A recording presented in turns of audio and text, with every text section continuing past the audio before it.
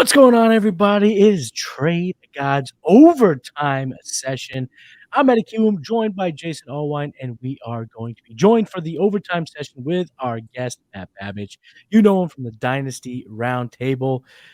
We're talking rookie quarterbacks in the overtime session. So let's just dive right on into it.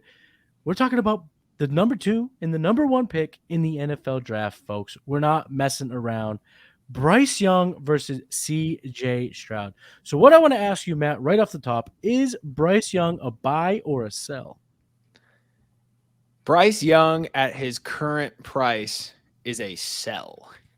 So currently in FFPC Dynasty leagues, he is the quarterback 12 in ADP. And I want to run down the top 10 quarterbacks in Dynasty.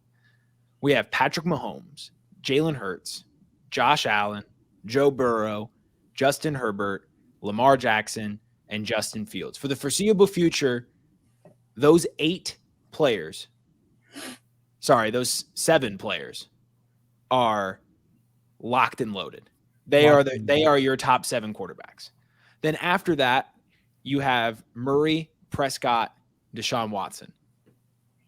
There's some wiggle room there, but then when we look at the bubble, those looking on the outside in, Anthony Richardson, got Daniel Jones, CJ. This is not in order anymore. Anthony Richardson, Daniel Jones, CJ Stroud, Bryce Young, and let's bake in Caleb Williams and Drake May.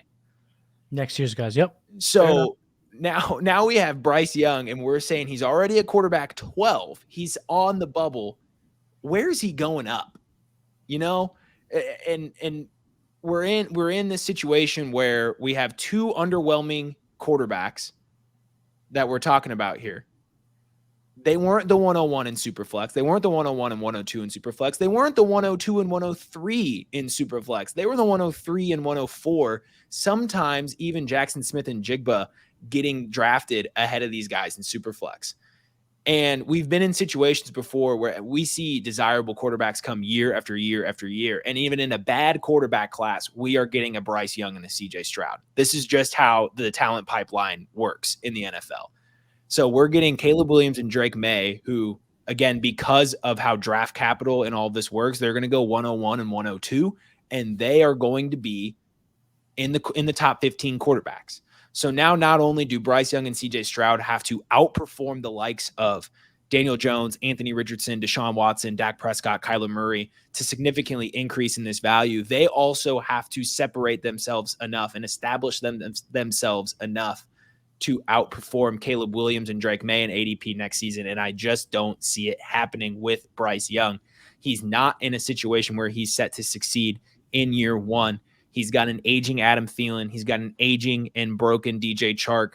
He's got Terrace Marshall and Laviska Shenault who have struggled to break out. He has Jonathan Mingo, who has a questionable college production profile going into his rookie season. This is going to be a run-first team. This is not going to be a team who is going to try and put a lot of pressure on Bryce Young to propel their offense right away. They're set up to ground and pound. They're set up to slow opposing offenses down and drag them down with them. This is going to be a low pace of play offense, and the stars just aren't aligning for Bryce Young in the short term. And if that's the case, I'd rather bet on other assets. That's certainly a fair synopsis here. I think that's a good breakdown of Bryce Young going into year 1. But Jason, how do you see it? Are you trying to buy or are you looking to sell Bryce Young right now? Matt has definitely kind of pushed me a little bit. You know, there's so many. What are you saying? We get good guests here on the overtime sesh? Of course. Yeah, of course. Well, we wouldn't have invited him if we didn't think he'd be a good guest. So. Good. I'm glad. No pity. But no, I mean, I think, these are all great points about him, but I still think it's okay to buy because I also, while he might not rise too much, I also don't necessarily see him falling too much either, just because of age and just because, as we talked about, his situation next year or this upcoming season isn't that great, meaning it's probably only going to get better, meaning his value might go up. Right now we have him Dynasty QB 15. I do think he could sneak into top 10 if he stays healthy, because that is kind of the main concern with him, his size. Can he go a full season? If he does, even if he puts out a 15 gamer, I think that people will be comfortable enough in acquiring him to where that QB 15 could turn to QB 12. If it's a good season, we could be talking about him moving into the top 10. I think Deshaun Watson and Kyler Murray are both quarterbacks that could maybe sneak out based on how this next season goes. And both assets, I would rather have Bryce Young over right now if you were to ask me, just because they all kind of have similar risk, and you're getting a younger quarterback, a Heisman winning quarterback, a guy who, is undersized. That didn't bother him at the SEC, playing against UGA, playing against Alabama in practice every single week. He's a good quarterback, and he was. So I think it's okay to buy him. It's definitely risky. I think if I am buying Bryce Young, I am also going to be buying Andy Dalton, just because he will slot in. There were even reports at some point that he was going to be starting week 1. If Bryce Young does ever go down, you're at least going to have some sort of option, like we talked about in the show with Matt Babich. Go check it out, guys. We just finished that up. If you own Brock Purdy, it is kind of wise to go get Sam Darnold. I think it could be wise to get yourself some Andy Dalton if you do go out to acquire Bryce Young. What do you think? I think a lot of people have forgotten that Bryce Young is awesome. He is the highest recruit at quarterback that the University of Alabama has ever brought in. He's been defying the odds his entire career. He's been successful everywhere he's went. He's been a winner everywhere he's went. I do believe in Bryce Young, the talent profile, but I'm still selling because this is a super flex conversation, and you brought up his rankings on Player Profile. We have him at quarterback 15. Let's just go down that list. Daniel Jones 16. I'd rather have Daniel Jones right now. Give me that little something on top. Give me Tua with a little something on top. Give me Russell Wilson with a little something on top. Give me Jordan Love with a big something on top. Give me Mac Jones with something on top. Give me Jared Goff with something on top. Give me Derek Carr with something on top. So with all that being said, I am selling because of the price point. I think you could get a serviceable quarterback in your Superflex league and get an additional asset and not have to ride the rookie pains that he will inevitably face, given the fact that, they all kind of go through it. We're so quick to remember or forget how these guys struggle as they come up. But Pat Mahomes didn't fire right away. Deshaun Watson didn't fire right away. Even Trevor Lawrence, I know it was Urban Meyer's season, but he was still quarterback 20, I think, on a points per game basis his rookie season, and was able to be gotten, I think it was like around 2 or 3 target in startups last year. So I think there is a dip coming with his value. And because of that, Superflex, I'm selling now, and maybe I'll try to buy later. But Matt, are you trying to buy his counterpart here? The guy that will always be tied to him, the number 2 quarterback in the class, CJ Stroud. Are you trying to buy him, or are you selling him as well? I hate to mess up this transition, but I do have a question on Bryce Young before we. It's going to get the people mad, but this is a legit question. Is consensus more sure right now that Bryce Young is going to fire right away than they were about Zach Wilson when he was a rookie? Yes, I would say so. I don't know. People were so hot. People were so in on Zach Wilson. No. Yeah, but Bryce Young's so solid to the point where he's gotten boring. Where Zach Wilson's value trajectory was like nothing, spiked, and then back down to nothing. But I also think that similar red flags are there.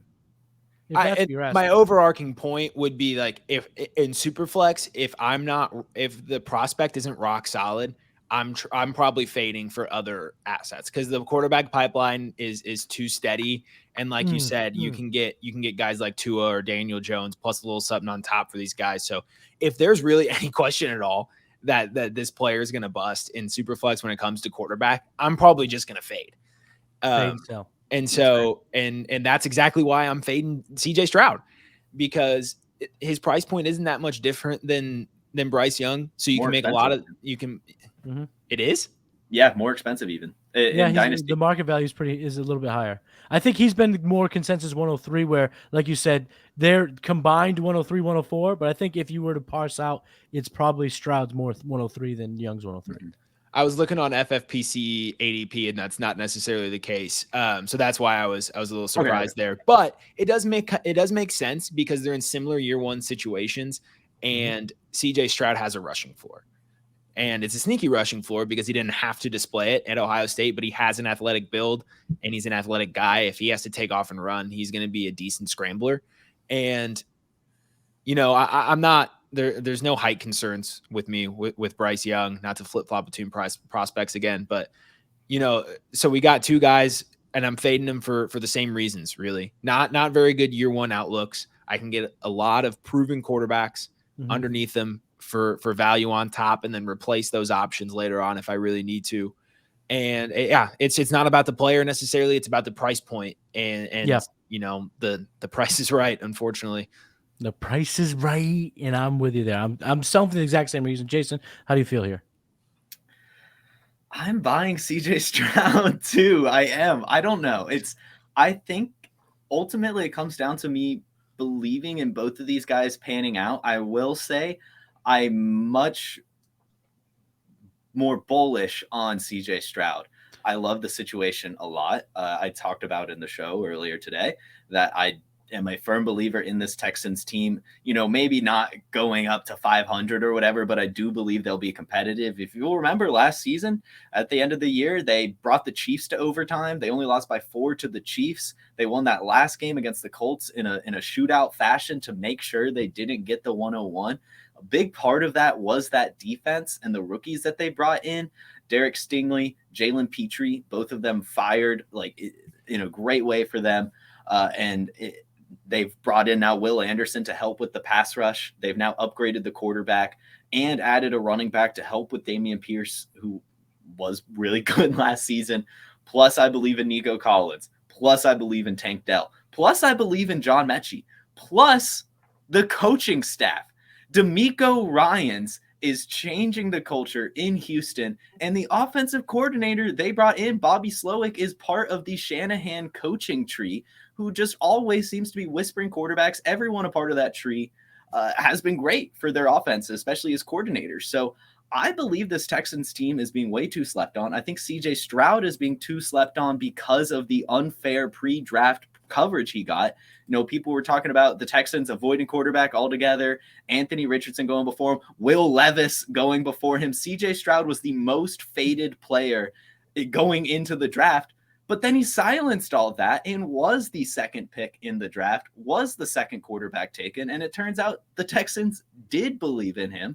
That should totally negate all of the fading that happened pre-draft. He should be right back to where we had him.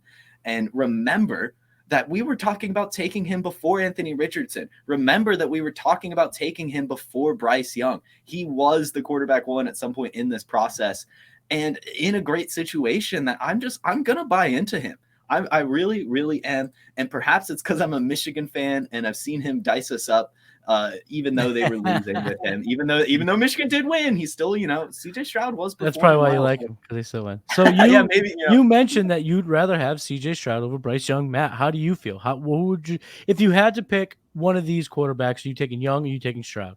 I'm taking Stroud, and a lot of it has to do with the rushing floor. And I think that the offense has better weapons to work with from a passing game perspective than Bryce Young. And it might be hard to agree with that because neither option is great on paper, but you have a name like Thielen. The Dalton Schultz disrespect has gone too far in my book. Jason named about every receiver on the Texans roster and didn't name the starting slot receiver, Dalton Schultz. This is one of the most effective. We talk about how Mike Gesicki is a big slot and how a lot of these teams are looking for a tight end who's really a big receiver. And that is Dalton Schultz. Very effective out of the slot. We saw his slot rate tick down last season when they started using CeeDee Lamb a lot more in the slot. So that is going to be where Dalton Schultz lives. And with his proficiency to find the open spot, CJ Stroud is going to fall in love with Dalton Schultz. And so I'm very overweight on Dalton Schultz, a little side point. But yeah, he's got some slightly better security blankets for him to be thrown to, and he's got a rushing floor. I think that the Texans could be scoring just as many points as the Carolina Panthers. And I think it's very reasonable to think that CJ Stroud is just the better quarterback.